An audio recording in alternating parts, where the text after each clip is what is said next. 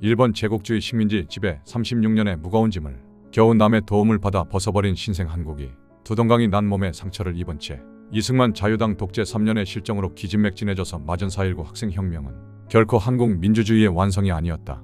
무거운 그릇된 유산을 잔뜩 등에 진 한국 결의의 앞길에는 무수한 어려운 고비가 가로놓여 있었으며 미처 이루지 못한 4월의 혁명을 옆에서 새치기한 민주당 정권도 진정한 결의의 주체 세력으로서의 힘을 가지지 못하였음을 온 천하에 폭로하고야 말았던 것이다.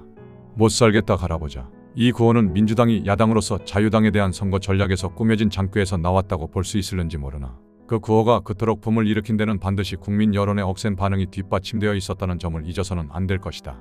자유당 정치하의 야당으로서 민주당의 힘은 그 밑바탕인 백성의 절박한 여론과 소원을 대변했던 때문이지 결코 민주당 몇몇 간부나 당원의 힘에 의한 것이었다고는 생각할 수 없는 것이다. 그러므로 의회 민주주의는 정당을 통한 국민의 지배가 아니겠는가. 그런데 민주당이 정권을 잡은 지 불과 몇 달 만에 국민의 불만은 점점 커져서 4.19 전 자유당의 욕된 자리에 스스로 대치된 결과가 되고 말았던 것이다. 그렇다면 민주당이 본질적으로 자유당과 무엇이 다르단 말인가 하고 되묻는 사람이 많았다는 사실을 다시금 상기하게 된다. 그처럼 썩어빠지고 그릇되고 능력이 없다는 점으로 봐서 두 당은 하나도 다른 데가 없었던 것이다. 자유당과 민주당은 한국의 정치상 쌍둥이처럼 닮았었다. 결국 따지고 보면 민주당은 이승만 노인이라는 집 어른에게서 차별 대우받는 의붓자식이라는 처지가 달랐을 뿐 그 성격이나 이념에 있어서는 꼭 같았던 것이다.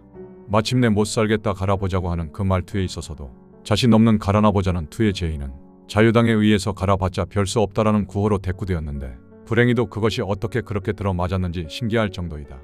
학생들의 숭고한 정신과 거룩한 피의 대가로 이룩된 4월 혁명은 민주당이 두 조각으로 갈라지는 소동과 장면 정권이 능력이 없고 썩어빠짐으로써 마침내 유산 혁명으로 끝나고 말았던 것이다. 4.19 때 학생들의 소망은 곧 전국민의 소망이었으며 우리 민족사의 쓰라린 절규이기도 했다.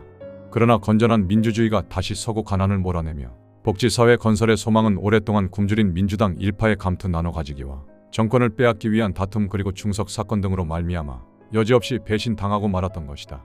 4월 혁명 1주년이 가까워오자 권력을 잡은 사람의 마음에는 스스로를 책하는 마음으로서의 4월 위기설이 자신들을 괴롭히기 시작했던 것이다.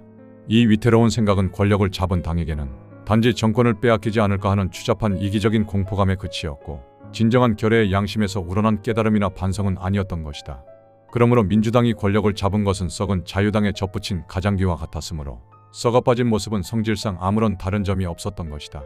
썩어빠진 장면 정권의 지배는 시간이 가면 갈수록 더욱 더 썩어 그 속까지 굼게 마련이었다. 따라서 민주당은 7.29 선거 당시 절대적인 국민의 많은 지지표를 얻었으나 그러한 큰 국민의 기대는 날이 갈수록 민주당의 배신이라는 생각으로 굳어져 갔던 것이다. 이제는 소위 정치하는 사람이나 정당하는 사람들이 과연 국민을 위해서 무엇을 할 수 있는가라는 의문과 더불어 정당 정치에 대해서 관심이 없어지고 기대를 걸어볼 정당마저도 없어졌던 것이다. 이것이 젊은 세대에 의한 기성세대의 불신으로 나타났다.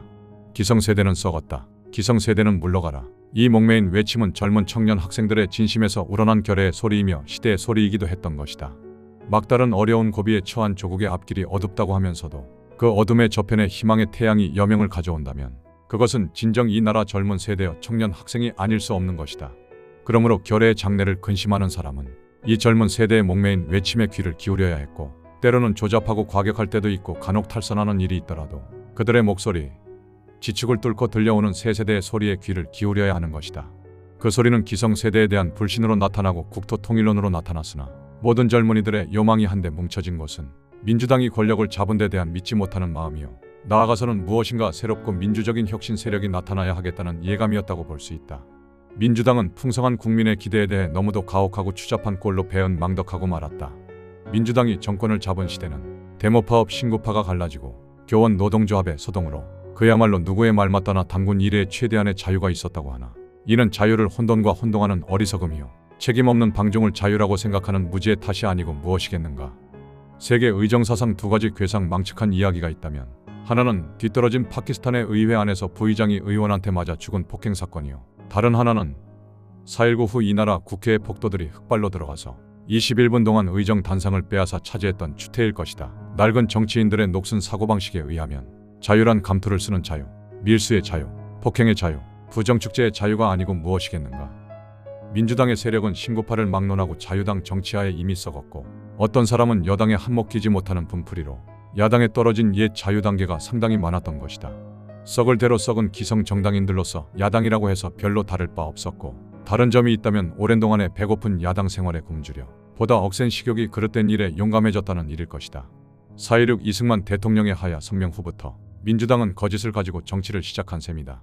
3.15 부정선거에 노한 백성의 저항으로 이룩된 정권 교체의 기회를 맞아 정당하게 정권을 인수할 생각을 하지 않고 자유당 국회 그대로를 가지고 풀이 죽은 자유당 의원을 거수기로 삼아 국정을 논의하려 했다는 속마음에도 벌써 민주당적인 거짓의 씨가 뿌려지기 시작한 것이다. 지리고 선거를 앞둔 민주당은 자유당에 못지않게 선거 자금을 부정 축제자들로부터 무려 45억 원이나 짜냈으니 그러한 흑막을 놓고 밖으로는 국민 앞에 부정 축제 처리를 한다고 떠들어대나 이에 어처구니 없는 모순된 이치가 어찌 국민에게 납득이 될 것인가. 결국 오랫동안 굶주린 민주당이 정권을 앞에 놓고 선거 자금을 모아놓기는 했으나 어느덧 구하게 소굴인 부정 축제자의 앞잡이가 되어버리고 말았던 것이다. 그때부터 민주당은 거짓과 그릇된 돈으로 정치를 시작한 것이다. 국무총리 인준을 둘러싸고 표를 사들이는 공작에도 돈을 쓰고, 소장파를 어루만지는 데도 돈을 쓰고, 벌떼처럼 일어나는 학생 데모를 어루만지는 데도 역시 돈으로 우겨댔다. 결국 돈으로 정권을 사들이려는 시작부터가 돈이요. 그 돈을 마련하려니 그릇된 일을 해야만 하고, 따라서 돈을 제공한 부정 축제자들에게는 그릇된 것을 눈감아 줄 것을 약속하고, 이렇게 해서 소위 자유를 크게 허용했다는 민주당은 돈 때문에 썩어버린 셈이었다. 이에 따라서 민주당은 그릇된 정실에 따르는 인사를 시작한 것이다. 야당 때 덕을 본 지방 선거 고민이 찾아오면 민주당 간부들은 돈을 좀 집어주든지 벼슬 자리를 주든지 해야 했다.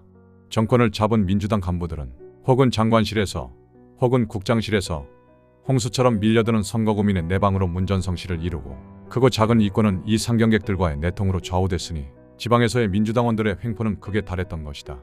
이리하여 민주당은 그동안 2000여 건의 그릇된 정실 인사를 감행했으며, 그것도 부족하여 민주당원을 각 관공서에 특별히 채용하라는 반 협박조에 시달까지 내렸으니 이조 당쟁사의 재판이라 아니할 수 없는 것이다. 결국 민주당은 두 조각으로 갈라지고 정치 자금의 거출이라든가 그릇되고 정실에 치우친 인사로 말미암아 스스로 멸망하고야 말았던 것이다. 특히 4.19 이후 채택된 의원내각제 제2공화국은 장면내각 9개월의 무질서와 혼돈, 장씨 개인의 지도력의 부족과 의회가 썩고 국민의 정치의식이 미숙했다는 것 등으로 의회 민주주의의 실패를 보여주고야 말았던 것이다. 더욱이 장면 정권 때 부정축제자 처리를 둘러싼 특별법을 마련하는 데 있어서, 그리고 자유당 간부를 민주주의에 역행하는 법에 어긋난 사람으로 낙인을 찍어 처벌하는 데 있어서 권력을 잡은 층에 식견 없고 능력 없음을 여지없이 폭로하고야 말았던 것이다. 특히 특별법 제정을 둘러싼 우유부단한 논의는 낡고 그릇된 것을 새롭고 바른 것으로 뜯어 고치는 일을 지체시키고 법으로 다스리는 원칙에 대해서 국민의 불신과 회의를 속 깊이 심어놓고야 말았던 것이다. 혁명을 감행하는 데 있어서 이미 있어 온 법률을 그대로 적용시켜보겠다는 시대를 착오한 사고 방식은 젊은 세대의 반발을 면하지 못하게 했으며 뒤떨어진 나라의 보수층의 생리가 뚜렷이 드러나고 만 것이다. 이렇게 돈과 감투 나눠 가지기에 눈이 어두운 민주당 장면 정권은 젊은 세대가 이렇게 놓은 4.19의 혁명을 반혁명과 혼란으로 이끌어가고 말았던 것이다. 이러한 집권당의 추태를 본 군의 젊은 장교들은 더 이상 참을 수가 없었다. 4.19 때 군은 재빨리 계엄령을 해제하고 민간인에게 정권을 넘겼던 것은 사실이다. 군은 가능한 한 정치적 중립을 지키고 진정한 민주주의가 민간인에 의해서 확립될 것을 바랐다. 그러나 4월 위기설 속에서 장면 정권과 민의원 참의원의 양호는 정치 싸움의 도가니로 변하고 학생들을 돈으로 쓰다듬어 데모를 막았지만 거리에서는 데모의 사태가 연속적으로 일어나서 그 사이에 공산당이 끼어들어 참으로 아슬아슬한 감마저 없지 않았던 것이다. 데모로 세운 나라 데모로 무너진다는 예감 속에서 우리 군은 드디어 정의의 칼을 뽑아 분연히 일어섰던 것이다. 이 결의를 위해 목숨을 바쳐 싸웠기에, 이 나라의 번영과 자유를 진정으로 바라기에 우리 혁명군은 수도 서울로 진군한 것이었다. 5월 16일 새벽, 우리 혁명군은 쌓이고 쌓인 낡고 그릇된 일에 대해서 일대 수술을 가하고야 말았다. 뜸질이나 약물 치료로 완전히 낫게 하기에는 이미 때가 늦은 우리 조국을 갉아먹는 병균의 수술칼을 대고야 만 것이다.